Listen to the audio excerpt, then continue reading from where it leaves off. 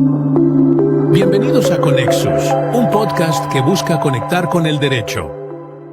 Hola, hoy día tenemos una presentación más de Conexus, esta iniciativa de Nexus que busca conectar el derecho con los saberes, con la ciencia, con el arte. Hoy día tenemos el agrado de contar con Edgar Bracamonte Leván. Edgar es actualmente director del Museo Tumba Real de Zipán y lidera el proyecto arqueológico Valle de Lambayeque.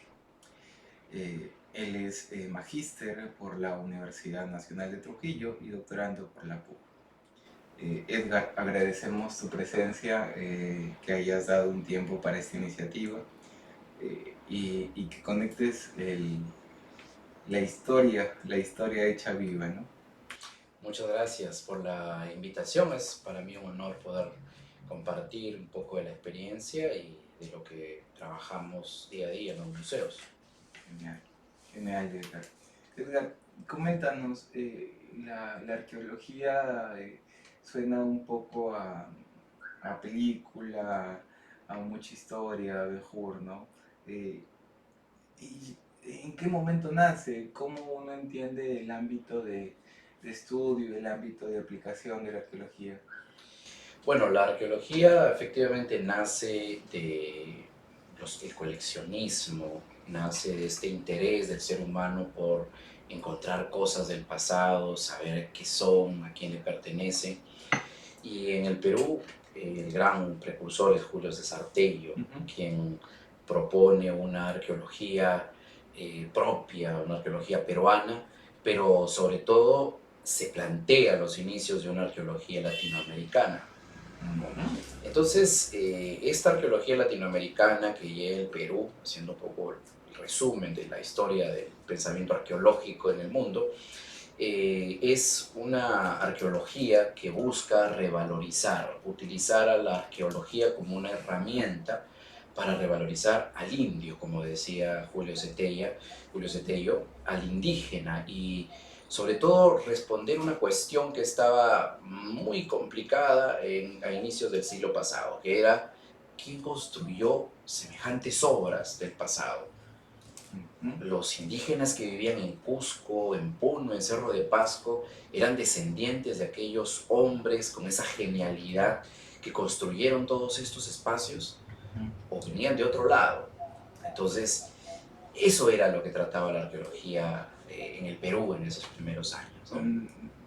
Regreso al Edgar de 17, 18 años. ¿Y qué te motivó? ¿Qué te motivó para estudiar arqueología y no estudiar otra ciencia humana, no otra ciencia social? Sí, bueno, me gusta mucho la ciencia. Desde niño tengo mucha fascinación por la ciencia. Y en esta curiosidad, aquel fenómeno del niño del 98, cuando tenía 10 años más o menos, encontraba en estos montículos que rodean los cañaverales de Tumán, de donde soy, aparecían objetos extraños, objetos raros como cerámica, cuentas, huesos. Y mi pregunta siempre iba a mi abuelo, ¿qué son? ¿Quiénes son? Y la respuesta era la misma, son de los gentiles. Los gentiles son nuestros abuelos, decía. Y esa respuesta intrigaron aún más, entonces, en saber quiénes eran estos gentiles, quiénes eran estos abuelos del pasado. Y bueno, la encontré luego en un libro que encontré cuando estaba ya en el colegio, que eso tenía una disciplina que lo estudiaba, que se llamaba arqueología. Desde ahí decidí que yo quería ser arqueólogo, quería resolver de quiénes eran esas cosas, a quién le pertenecían, cómo las hacían, por qué estaban ¿Y no resulta ser complejo el campo profesional, la empleabilidad de un arqueólogo? Sumamente complejo. Mis padres nunca estuvieron de acuerdo que estudie arqueología. Era cuadro de mérito en el colegio, querían que estudie medicina, querían que estudie... Lo clásico. Sí, o sea, cualquier cosa menos arqueología, porque obviamente daba miedo qué cosa vamos a hacer en el futuro luego. Pero la arqueología realmente tiene campos de acción muy importantes en los que uno puede desempeñarse, pero es también demandante. La arqueología es muy demandante. Entiendo que debe ser un mix de historia, de técnica forense, de conocimiento de agricultura. Debe ser una mezcla de varias ciencias, ¿no? Sí, efectivamente, de física. Incluso tenemos una disciplina dentro de la arqueología que se llama arqueometría, Mm. donde tenemos que estudiar química, por ejemplo, para saber la bioquímica de los huesos Ah, y con las, ello las ver pruebas de carbono para saber la antigüedad. exactamente, ¿no? Ok. Por ejemplo, a partir de los huesos podemos determinar si una persona tuvo un desplazamiento en el territorio a lo largo de su vida utilizando isótopos de estroncio, ¿no? Isótopos de oxígeno. Entonces, es una ciencia muy compleja. ¿Y por qué crees que hay esta afición, este sentido de buscar en la historia de uno, de buscar en la historia de su comunidad, de su sentido? ¿Por qué? Es la naturaleza del hombre, saber de dónde viene, ¿no? Saber a dónde va, ¿no? Y saber de dónde viene, sobre todo saber quién le hereda las cosas, quién usó ese espacio antes que nosotros, qué hicieron en ese espacio, de saber por qué están las cosas donde las vemos, ¿no? ¿Qué hace ahí ese cerro, como le llaman a veces algunos, a un La edificio, a huaca, un la huaca. chica, la huaca, ¿no? ¿Qué hace ahí? ¿Quién la hizo? Entonces, ¿desde cuándo se usan los adobes? ¿Quién los inventó? ¿Quién domesticó los productos que hoy Sí. comemos? Y entiendo, y este es un cuestionamiento que tengo, ¿no? Eh, la modernización ha generado esto del canibalismo, del consumo de información, ¿no? Eh, ¿Por qué crees valioso que es reflexionar sobre historia, sobre el antecedente? ¿En qué aporta el humano? Es interesantísimo. En pandemia me cuestioné mucho. Encerrados, yo decía, ¿cómo puedo aportar al desarrollo, ¿No? ¿no? Siendo arqueólogo. Y en realidad, la arqueología puede aportar muchísimo conocimiento a la tecnología, a la medicina, ¿no? Con el conocimiento de, por ejemplo, del uso y manejo de los productos, cómo se usaban, las expectativas de vida nos ayudan con ello. Cómo usar el espacio. Para mí eso marcó mi carrera cuando empecé a investigar el desorden en el que vive, por ejemplo, Chiclayo hoy, ¿no? El que hoy las ciudades como Chiclayo utilizan los campos de cultivo y ya no tenemos dónde vivir, no tenemos dónde cultivar. Ese cambio que le hemos hecho al orden lógico de irnos a vivir a Y allí edificios. está fuera del libreto, pero me queda una pregunta marcada, ¿no? ¿Cómo es que manejaron esta idea de urbanismo los icanes? ¿Cómo lo hicieron? O sea, ¿cómo lograron sin un sistema de saneamiento, entre comillas, tan avanzado? Con ¿Cómo controlaron, por ejemplo, los desastres naturales que, se entiende, son cíclicos? ¿Cómo ellos lograron, vamos, dominar en esta parte de la naturaleza? Con la experiencia de lo que les pasa a alguien y de no repetir, algo que a veces nosotros no hacemos bien, ¿no? Si una quebrada se activa y destruye viviendas, ya saben qué es lo que va a pasar luego, ¿no? Ese respeto por la naturaleza, ese mirar la naturaleza todos los días, nos da aprendizajes, saber cuándo debemos actuar y cómo debemos actuar frente al espacio. Y la pregunta que insisto a los invitados que tienen el gusto es, ¿cómo es que se hace práctico el conocimiento? Y ahora con la respuesta que me dejas es, ¿el conocimiento ha sido acumulativo o ha sido utilitario en el tiempo? Acumulativo. En lo que nosotros hemos estudiado hay mucho conocimiento acumulado que se va transmitiendo de un grupo a otro. Caso puntual, dos cosas, por ejemplo, que son fundamentales para nosotros hoy. Uno, la infraestructura agrícola. Acueductos. Aquí solamente tenemos el canal más largo y mejor elaborado de toda América, es el canal Taimi. Ujú. Tenemos también el canal Taimi moderno, construido de cemento en los 70. Y cuando vino el fenómeno del Niño del 98, que soy de Tumán, el canal Taimi antiguo nos salva de realmente ser destruidos porque terminan derivando el agua del canal Taimi nuevo que no soportó por el canal Taimi antiguo que está sin mantenimiento, en abandono, lleno de escombros. Ese canal ha llevado agua desde el trasvase a la altura de Chongoyape hasta regar todas las pampas de Morro. Ese canal creó lo que hoy es Lambayeque. Lambayeque, antes de la construcción de ese canal, de acuerdo a lo que investigamos y publicamos ya, era una franja angosta de pequeño valle. Con el canal se amplió 3 veces la zona de cultivo. Y eso hoy no lo hemos podido mejorar con las obras de infraestructura de cemento que tenemos.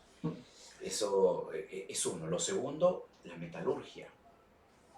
La metalurgia es un proceso tecnológico altamente complejo. En el Perú se logró hacer dorados electroquímicos, que no se podía hacer en Europa sino hasta el siglo XVIII, con electrólisis. Y acá lo consiguieron utilizando líquidos de hierbas, ácidos, como el orín, por ejemplo, y creando un proceso tecnológico extraordinario que nos permite ver las colecciones de metal que hoy tenemos en los museos. Estaba escuchando un poco un cuestionamiento al eurocentrismo, ¿no? Uh-huh. Que la cultura es europea, que todas las bifurcaciones culturales nacen de allí. Y en efecto, en China, en la India, la escritura está mucho antes que Gutenberg, hay una distancia enorme, ¿no? Y me quedaba ahí una pregunta y calza con esto, ¿no? Del desarrollo tecnológico. ¿Por qué los antecedentes prehistóricos o preincaicos no lograron un sistema más elaborado de escritura? ¿Por qué no generaron esta forma de documentar su conocimiento, ¿no? ¿Por qué no sucedió esta bifurcación? En el Oriente Medio, la cultura arábica que tiene su propio alfabeto, los hindúes, los chinos alfabeto, Europa su propio alfabeto, los griegos su propio alfabeto. Pero ¿por qué no sucedió en el preinca? Es una pregunta que honestamente me la hago creo que todos los días, ¿no? ¿Qué es lo que pasó aquí? Porque no sé si es porque no podemos llegar a comprender el pasado nuestro realmente en profundidad, y si hubo, o realmente no fue necesario, y si no, ¿cuáles son esas causas? Al menos en la época Inca y Wari, que son dos grandes momentos en los que había demasiada diversidad y demasiado que registrar, debió existir. Claro, el problema es que no hemos sido capaces aún de descifrar cuál es esta forma. Y ahí viene un cuestionamiento, ¿no? La necesidad, ¿no? La historia la escriben los ganadores y quizá no había necesidad de escribirla, ¿no? Eso es muy posible, ¿no? En la época inca los sistemas de contabilidad existieron, están registrados, probados, las yapanas, los quipus, descifrados cómo funcionan para sistemas de contabilidad. Pero no hay un sistema de escritura, pero sí hay algo que al menos la etnohistoria nos ha permitido conocer, que es esta forma de transmitir el conocimiento de generación en generación. Los españoles recogieron las historias que podrían llegar fácilmente hasta los mochicas, o sea, 1000 años antes. Eso significaba que había una forma muy orgánica de hacer la transmisión de conocimiento de una generación a otra. ¿Qué hubiera pasado si al menos los incas hubieran llegado a tener escritura, no? Hubiera sido, sí, en realidad eso es una pregunta que es siempre la que uno se está realizando, sobre todo con Wari también. Si la tuvieron, estamos lejísimos todavía de saber cómo fue el registro. ¿Y cómo fue este tránsito de la universidad a ser director de uno de los museos más importantes de Perú? Bueno, me considero bastante afortunado de haber conocido a gente maravillosa en el camino, ¿no?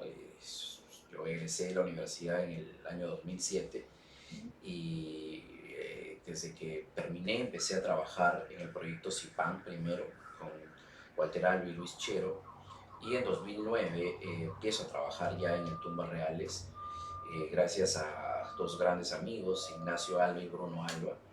Eh, y bueno, empezó mi aventura académica con Walter Alba, ¿no? Empecé a trabajar con él, a conocer de primera mano cómo es que se hicieron estos proyectos pioneros en Lambayeque, ¿no? Y cómo crear museos. Y creo que eso fue fundamental para mí, ¿no? Me marcó mucho, aprendí muchísimo con Walter Alba y con esta generación, una generación de oro para la arqueología de Lambayeque, una generación que ha creado 6 museos, que creó investigaciones arqueológicas permanentes, que le dio a la región un sitial en la arqueología mundial y que nos legan una responsabilidad enorme, ¿no? Entonces, cuando me preguntan cómo se siente dirigir uno de los museos más importantes del país, es sumamente con una responsabilidad enorme de poder llenar unos zapatos también gigantes como los que dejó Walter Alba, pero trabajando con él, que es lo bueno, ¿no?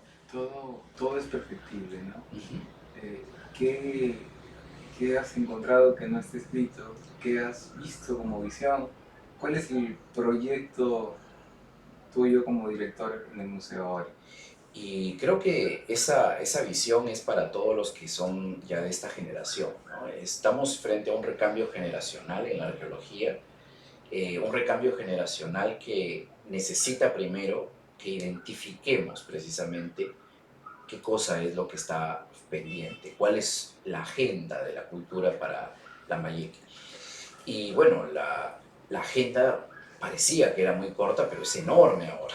Así que lo primero es romper el paradigma que nosotros, los del Estado, o los museos, o los arqueólogos, somos los que escribimos la historia y somos los que ahora tenemos la autoridad de decir cómo fue el pasado, cuando el pasado lo tenemos que escribir junto con las comunidades, cuando el pasado tenemos que contarlo desde ellos y no para ellos. Entonces, ese cambio de paradigma ya es un cambio de enfoque que nos va a llevar a construir marcos teóricos nuevos, metodologías nuevas y algo que es fundamental ahora en Latinoamérica, de construir el conocimiento. Quitar lo eurocentrista que tiene el conocimiento. Trabajo en uno de los lugares más eurocentristas desde el nombre, tumbas reales, significa que reyes, pero los modelos arqueológicos dicen que los mochicas no tenían reyes, entonces hay mucho que trabajar para empezar a generar una identidad cultural, pero desde la comunidad y desde la diversidad. Algo que es clave y fundamental. Antes de Zipán, todo le llamaban Inca. Claro. Aquí, con Zipán, ahora todo se volvió moche. Cuando yo investigo en Pucallá, habían cajamarcas viviendo ya con los mochicas, habían huaris, había gente de distintas partes. Y los hemos anulado porque el señor de Zipán, el oro, los mochicas eran pues más, nos llenan la vista. Entonces tenemos que devolver la diversidad al pasado. Tenemos que devolver esto que la misma arqueología, por su naturaleza en ese momento, tuvo que sacrificar, ¿no? Hoy la arqueología tiene que demostrar esa diversidad, esa pluralidad y sobre todo construirla, pero ya no desde la visión del arqueólogo, sino seguiría siendo eurocentrista, desde la comunidad. ¿Qué has dicho algo que me parece súper relevante? De construir para formar identidad. Yo me imagino, yo soy abogado de profesión y puedo imaginarme un mundo sin abogados, francamente.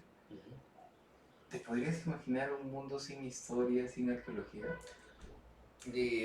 Sería imposible. El humano recorre siempre a pensar en su pasado. Siempre necesitamos mirar de dónde venimos, qué es lo que nos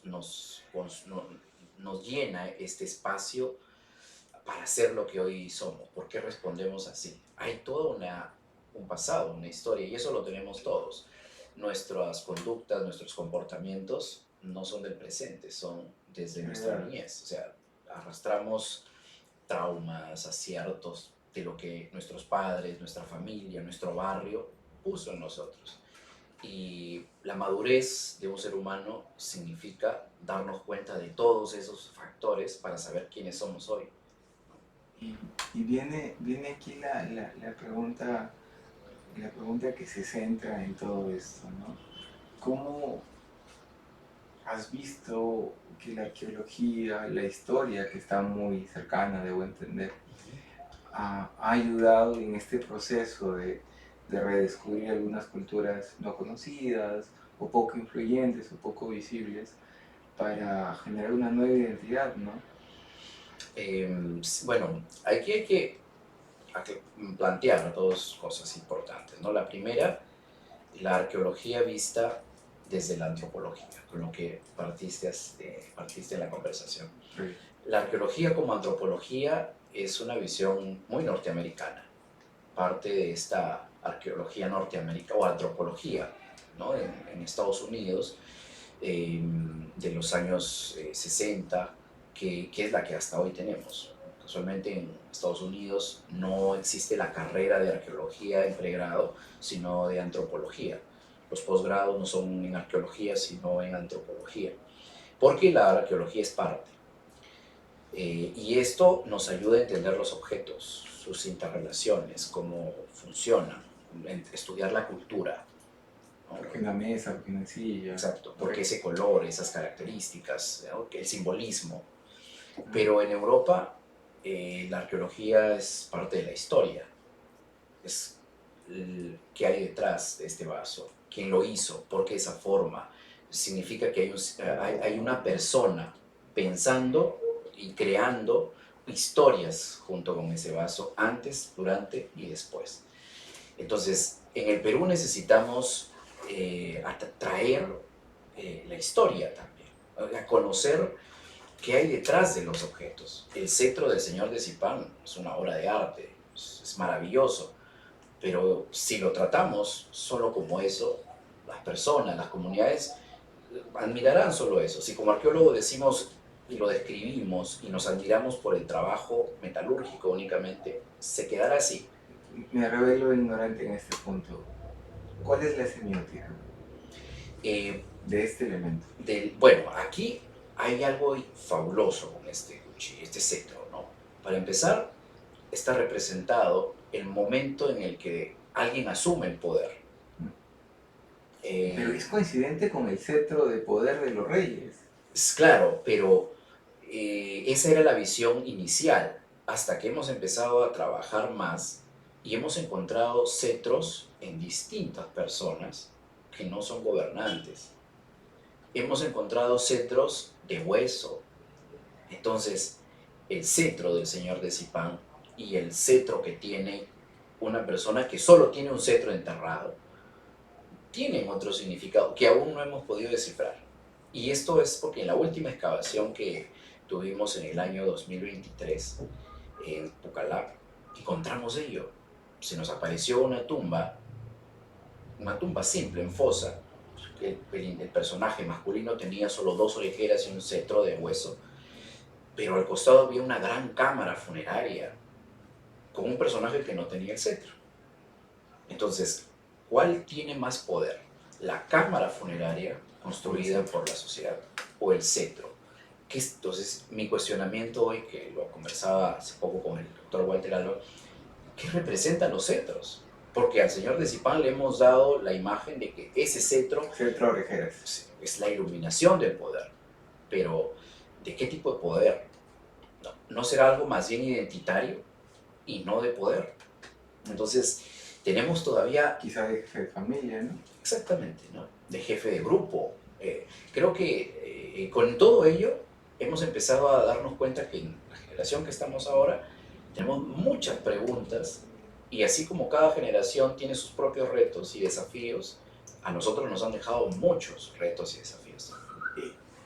Tú que has visto el vestigio propio, que has dedicado mucho tiempo a la historia, ¿por qué crees que es tan propio como el generar el conocimiento sobre tu antecedente, el espíritu de trascendencia, el generar significancia, darle este valor semiótico a los elementos, a las cosas? ¿Por qué el humano tiene esa predisposición? Bueno, creo que la predisposición que tenemos a darle un valor es porque en cada elemento que hay una historia. El simbolismo tiene una historia que contar. O sea, si para mí algo significa, por ejemplo, poder, es porque en algún momento salvó mi vida. Si algo significa la muerte es porque en algún momento casi muero por esto. Entonces, el ser humano desde que se constituye como tal, en el proceso evolutivo, los objetos les empieza a dar el valor en función a lo que iba viendo. Es el caso de los chamanes. Para volverse chamán, el mejor chamán, tienes que haber estado al borde de la muerte. ¿Cierto, Y no? si estás al borde de la muerte y te salvas, eres un elegido. Entonces, la laguna donde casi se ahoga, ahora tiene una carga simbólica sorprendente y ese es el lugar favorito para ir a sanar. Así. Entonces, esa es la construcción que hacen los seres humanos del simbolismo de las cosas, ¿no? Viene acá una pregunta que, que es evidente de un abogado. ¿Qué rastros o qué vestigios has visto sobre el derecho, sobre la norma prehispánica, sobre la norma ya, perdón, prehispánica, claro, entre el Canato, entre los incas, entre el periodo preincaico? Bueno, para el caso previo a los incas es muy complicado porque no encontramos mayores datos sobre ello, pero para el caso incaico sí, porque ya los españoles nos han dejado la historia, hay muchas crónicas, hay documentos judiciales y bueno, también ahí cuentan algunas de las cosas que los incas hacían. Y hay muchísimo marco normativo, ¿no? Y que se explica, además, que es lo interesante. Por ejemplo, por qué está totalmente prohibido y cuáles eran los castigos para la infidelidad. Uy, Un pueblo no puede ser infiel. O sea, tienen su pareja y hay castigos para ello. Pero el gobernante y su entorno sí podían. Entonces, ¿por qué? ¿Cómo van a perpetuar el poder? O sea, este grupo tiene que perpetuar el poder de algún modo, pero el resto no justifica por qué. Entonces, hay muchas historias en estos documentos coloniales que nos ayudan a entender muchas de las normas de derecho. Lamentablemente no está compendiado, bien analizado, porque eso debe ser lo complejo, ¿no? hay mucha complejidad. Porque claro, estudiar, por ejemplo, el helenismo no es tan complejo, ¿no? Ujú. Claro. Eh, Justo conversaba con Nicolás Torres. Nicolás Torres es el decano del Sí. Colegio de Sí. Sociólogos, un hombre brillante. Y él retomaba un concepto que me parece tan fundamental o tan elemental, de que el derecho o la norma en sí es un constructo social, ¿no? Ujú. Entonces, eh, no hay algún vestigio, alguna razón, algo que deje entrever que, por ejemplo, los hipanes tenían algo de norma, de derecho, de verticalidad, de dirección. Lo que podemos solamente ver es sistemas de organización política, que es lo que estudiamos de estas sociedades, las organizaciones políticas, el tipo de organización política. En ello trabajamos mucho y también discutimos demasiado y nunca nos hemos podido poner de acuerdo. ¿Qué tipo de organización política tenían los mochicas? ¿Son un estado? ¿Son los Lambayeque eran un reino, un tipo estado expansivo? Y ahí lamentablemente hay demasiados problemas para poder definirlo. Para el caso Mochica es donde más se ha avanzado. Se creía inicialmente, con Rafael Larco, por ejemplo, que los mochicas eran un estado tipo nación, ¿no? Como ocurre en el altiplano, donde había una capital, donde habían provincias, pero luego aparece el señor de Zipán enterrado fuera de la capital, que era Huacas del Sol y de la Luna en Trujillo. Entonces, empiezan a aparecer otros modelos políticos, cacicazgos superiores, estados oportunistas en Jequetepeque, estados expansivos para el sur, pero no tenemos ahora una claridad de cuáles son los modelos de organización política. Qué hermoso es estudiar historia. Tengo una afición, te comento que mis dos papás son historiadores, entonces le tengo un cariño increíble a eso, ¿no? Me estoy desviando del libreto evidentemente porque hay mucho de relacionarlo. Eh, una pregunta que es más curiosidad mía y aprovecho. ¿Por qué la parte norte del incanato, ¿no? Que tiene esta influencia moche, ¿no? ¿Por qué fue tan proclive a rebelarse y apoyar tanto a la conquista española? ¿Por qué? O sea, todo el mundo sabe que finalmente conspiraron, se Sí. unieron, había una contrariedad contra el incanato, pero ¿por qué eran tan proclives? Destruyeron lo más importante, ¿no? O sea, pese a que se ha estudiado pensando que los incas respetaban los templos de todos los lugares, el caso Chimú no ocurrió así, ¿no? Fue llevado al Cusco, se destruyeron los espacios principales, destruyeron la memoria. Entonces, los españoles no fueron los únicos invasores en el norte, también fueron los incas. O sea, había un tufo de venganza. Exactamente. Ok. Dos o tres preguntas más.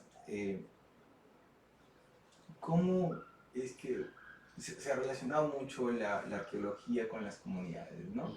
La valorización o la revalorización de las comunidades, pero también hay un discurso encontrado, ¿no? La comunidad como un grupo minoritario, sí, como un grupo, podemos decirlo, oprimido por un sistema de mercado, por un sistema expansionista. ¿Cómo has visto esta evolución, esta dinámica? ¿Cómo la has visto, por ejemplo, en las zonas adyacentes a los museos? ¿Cómo es que manejan la problemática del crecimiento urbano? Bueno, son varias preguntas ahí. Como primero, ¿qué nosotros entendemos por comunidad para un museo? Las comunidades son estos grupos homogéneos con intereses comunes, como profesores, estudiantes, personas con discapacidad, eh, y que necesitan integrarse a un elemento cultural, a algo cultural, en este caso un museo, ¿no? Giran en torno a los museos. Entonces, las comunidades hoy buscan en el patrimonio generar un cambio social, generar un cambio de vida.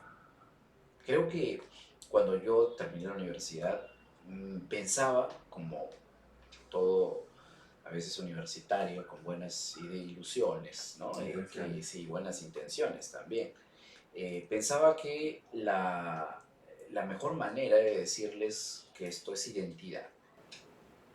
Hasta que un día me aterrizó un poblador en El Triunfo, en Tumán, y me dijo, pero yo no como identidad. ¿A mí de qué me sirve sentirme identificado con esta huaca si no tengo para darle de comer a mi hijo? Eso día cambió mi paradigma completamente de lo que yo estaba haciendo con mi carrera. De pensar que debemos ser los arqueólogos, el Ministerio de Cultura, tenemos que ser paternalistas con el patrimonio y cuidarlo y defenderlo con la norma, o ser integracionistas con las comunidades para que realmente el patrimonio les sirva. Y hoy trabajo bajo un modelo que he construido, un modelo teórico que es el modelo de integración comunitaria en la gestión del territorio. Dos cosas que son claves: trabajar el patrimonio desde el territorio y desde la integración comunitaria. La integración va más allá de la participación comunitaria. La participación es que yo la invito a la comunidad y le digo, ¿qué quieres hacer? ¿No? Y yo le voy diciendo, bueno, puedes ir, que funcione o no. La integración es que yo me vuelvo a la comunidad y con la comunidad cree vínculos, afectos, estos modelos postmodernistas que son a veces muy buenos y que crea además esta relación que no se va a romper fácilmente entre su patrimonio y la gente. Ese amor, pero por algo que les sirva. Entiendo. Entonces, yo escribí hace algunos años un artículo que me valió las críticas de algunos colegas, Qué bueno. que decía, para mí el patrimonio no es que, no es que el que no conoce no ama, no es que hay que conocer para amar. Para mí, el patrimonio tiene que ser útil para que la gente lo ame. Si el patrimonio le sirve para que le dé de comer a su hijo, lo va a cuidar, lo va a amar, va a crear vínculos. Y ahí la relación con turismo. Y no se va a romper el vínculo tan fácilmente. Entonces, el patrimonio debe satisfacer necesidades básicas. Ahora, ¿cómo lo hacemos? Es otro. Y estamos listos para hacer eso. Ese es otro de los retos que asumes. Edgar, yo te voy a invitar de ya a una segunda entrevista. Ojalá contemos con tu presencia. Me has hecho recordar viejos tiempos y aquel amor que le tengo a la historia. Te dejo finalmente para unas palabras finales, para las conclusiones que tengas ahí en mí. Bueno, me encantó la conversación, el tiempo creo se nos fue bastante rápido y encantado de poder conversar nuevamente.